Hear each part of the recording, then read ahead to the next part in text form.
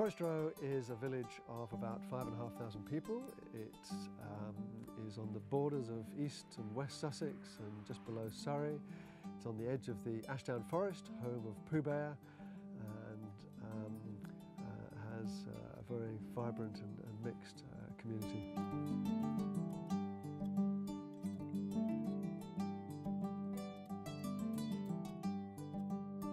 Forest Row isn't that different from other villages in the area or even around the country. It has the same mix of people buying food from all sorts of different places. But the key is that some people have started to think of the bigger picture, the bigger story of how will food be supplied in the years to come. I think there are three main causes of a need for change converging on us at the same time, being climate change, peak oil and the economic downturn. And I think all of these converging on us together at the same time are making people question from so many different angles where their food is coming from, the effects of the current industrial food system on our health, on the health of our communities, the health of the planet. And because of all that questioning, there's a lot more awareness about it.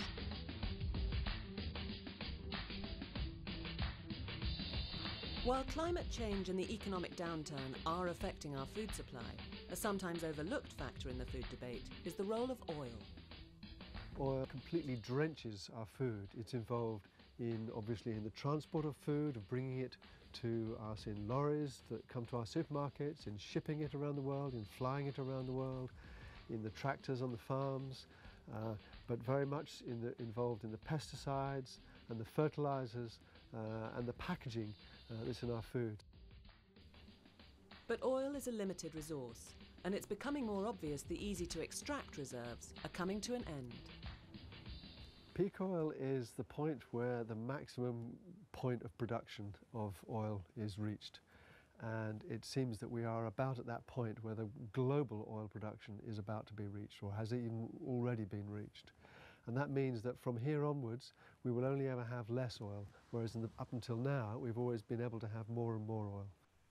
Since 2005, transition initiatives have been springing up in communities all around the world. Your change, there's 2 tickets. This is the first unleashing of a sitting, of a major city. The thing about transition initiatives are that they join the dots between all the different initiatives that are going on in the community. We have a vision of the future whereby we can build a sustainable, resilient community.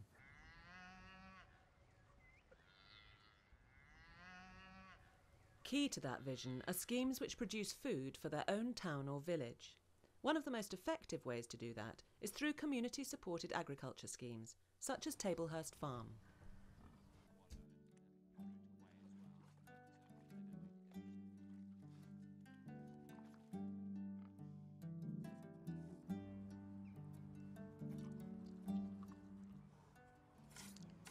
Tablehurst is actually very close to Forest Row. In fact, it surrounds Forest Row on 3 sides.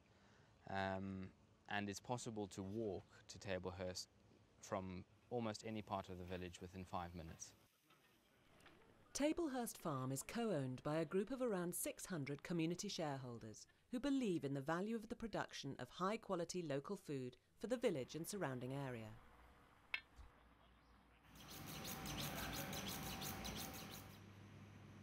The shop is predominantly meat-orientated, selling mostly produce that we produce ourselves. So what we have is beef, lamb, pork and poultry, which is all home-produced and butchered here on site. Welfare of animals is of course very important to us. If you have healthy animals, you'll be able to produce good quality food, and that's what we aim for. I think Tablehurst is very important to the community. It's a space for people to come and enjoy a working farm, to be able to walk through the fields, to be able to see how farms really work and what's involved in farming, in producing food.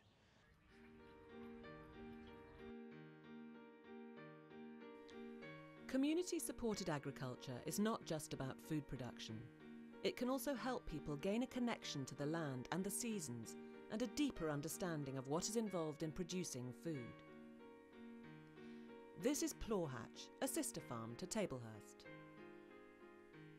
Soil health is as important as human health.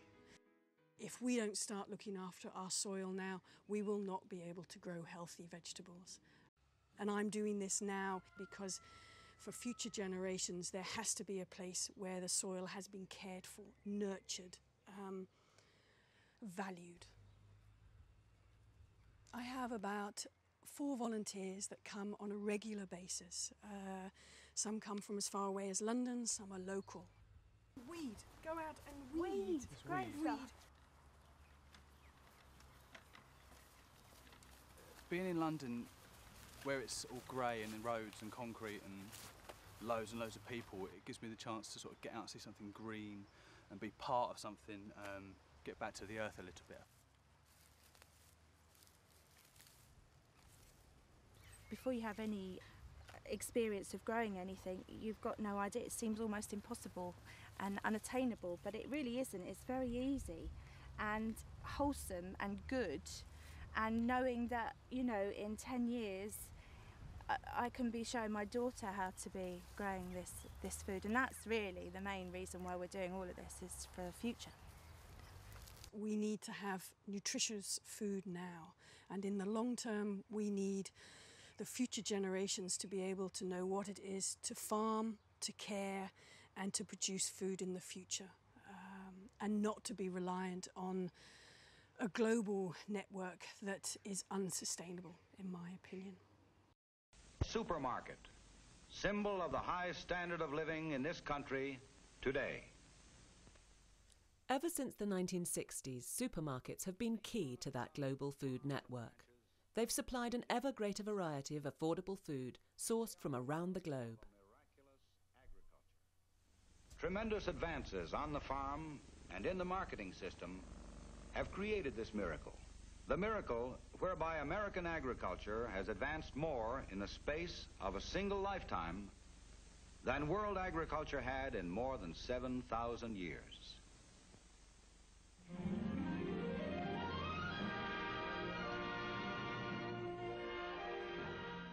This miracle was dependent on cheap oil, which formed the basis for pesticides, fertilizers, and fueled long-distance transportation.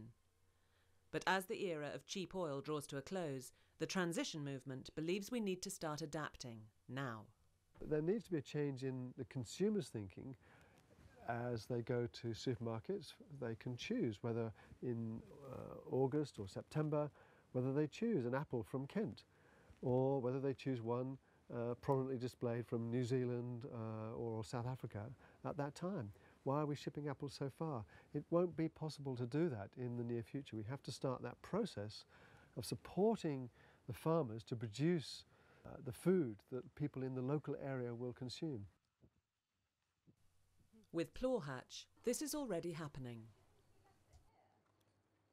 It's just really nice. It's not, when I go into a supermarket, it's like an exhausting ordeal. You know, there's too much choice and you end up spending like, you know, well, like double what you were coming in for, because there's all this stuff you don't need that you end up shoving in your trolley. This one. This one. One of the things that we did in Forest Row was to produce a local food guide. We compiled a list of all of the food producers in a 10-mile radius of Forest Row, pretty much. Who are the local food producers, to help people to know who they are so they can start to use them. Tablehurst is in the local food guide, and so is Plawhatch, where, as well as vegetables, they have a herd of dairy cows.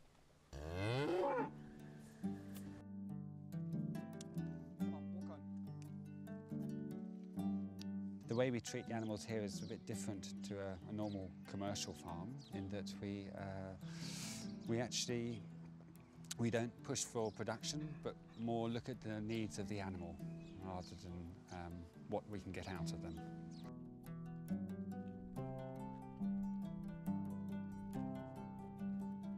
Why do people come here to buy our milk? I think it's because they can see the cows, they know the herd here, they know how they're looked after. It is nice tasting milk. The raw milk part of it is a big attraction. It hasn't been tampered by anything, it's just straight from the cow, cooled down into a bottle, ready for people. It's a completely different sensation when you drink it. It's completely alive and you feel that it is. And I've got 4 children, and when they drink this milk, they love it. They'll just drink glass after glass.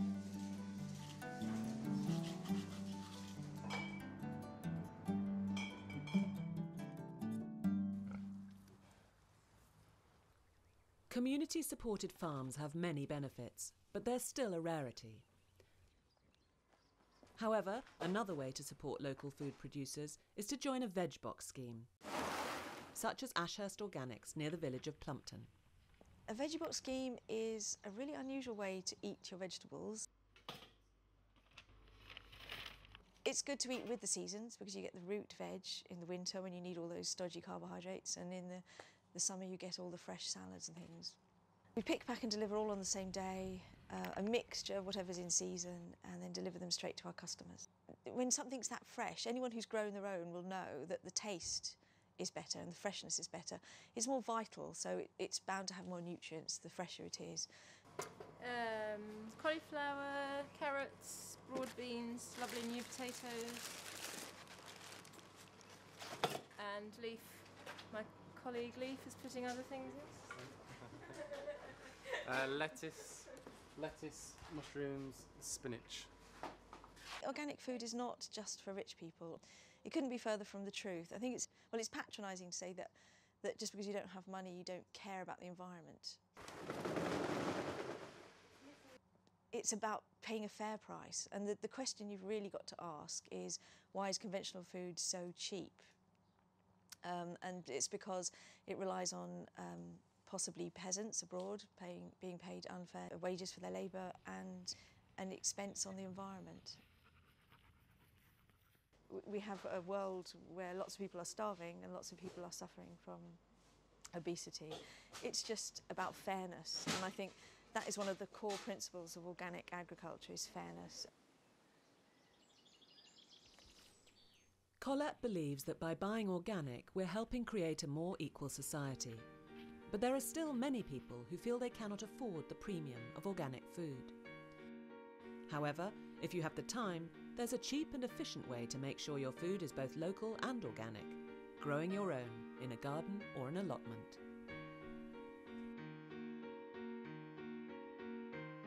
We decided that having got the allotment, we would see how much we could make of it without spending anything. So the allotment rent is only, I think, £15 a year, something very, very nominal. So most of what you can see, the table over there was from a pub that was being completely refurbished, and the benches we made from bits of wood, and the bean poles came from the forest. That's right. That's it. Perfect. Well done. Now then, push the soil round it and kind of give it a good snuggle in. Yeah, make sure it's nice and firm. The objective is to grow things mostly because I really like doing it, and partly because you've got more choice over what you eat. We use everything that we grow, but we augment it with other stuff. We're lucky that the village has got, you know, an organic greengrocers and the farms close by. So I would say everything comes from different levels of local. All the packets of seeds have instructions on them, and you can follow them as well as anybody else. And if it doesn't work, then ask somebody and you find out why, and then you can do it differently next time. But the veg tastes better when it's come really, really fresh, and it's good exercise. I don't know, it's like an antidote to everything else. It's just great.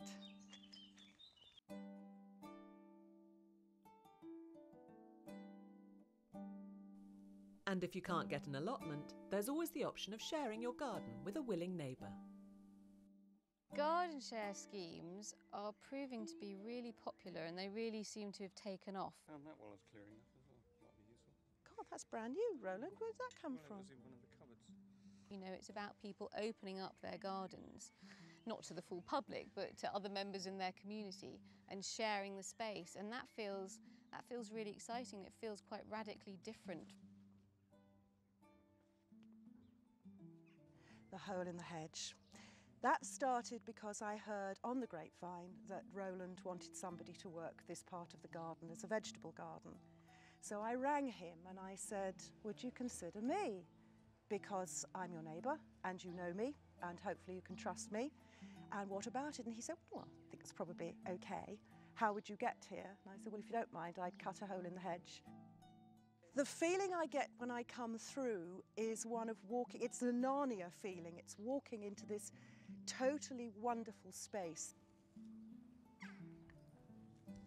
I thought it would be a good idea for the garden to get used, because I couldn't cope with the garden and the housework after my wife had died. I really wanted to be somebody who had her own food and could organise her own nutrition. So it's something I've wanted for many, many years.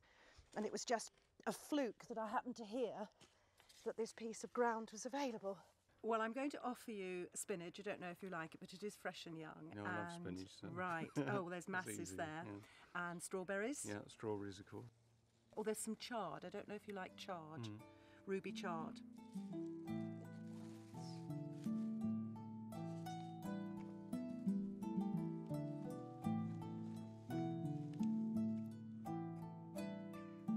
Really proud of that. There we go. Enjoy. Yeah, lovely.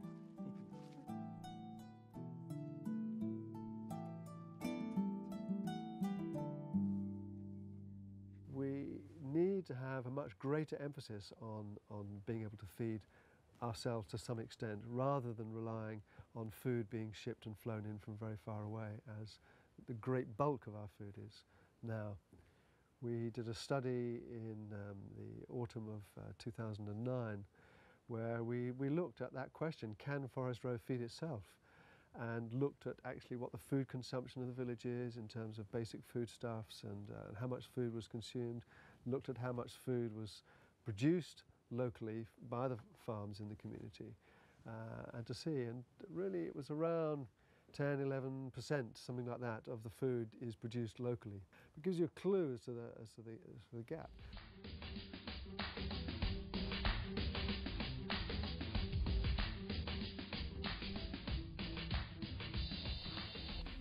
As a society, we are addicted to the convenience that cheap oil has provided, and this is especially in the way we produce and consume food.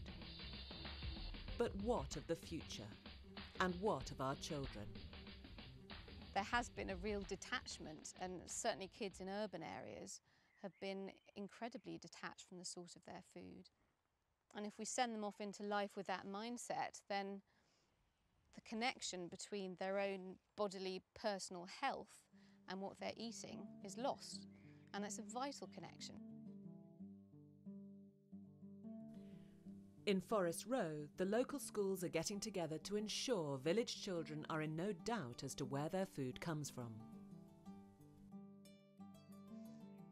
So I think just the very simple act of allowing kids to be more familiar with food growing really opens their minds to the alchemy of food production and to the way in which nature works and what it needs, and it's a door into being able to respect nature as well, I think, which is crucially important if we're going to care for this planet that we live on. Does anybody know what that is? And they've got a very strange taste. It needs a little bit of courage, I think, but... It tastes a bit like salad, but it's a bit sweeter. Apparently, if you put a runner bean under your tongue, it makes it grow better. I think that's how one teaches children to eat vegetables, to show them, to teach them, to grow them.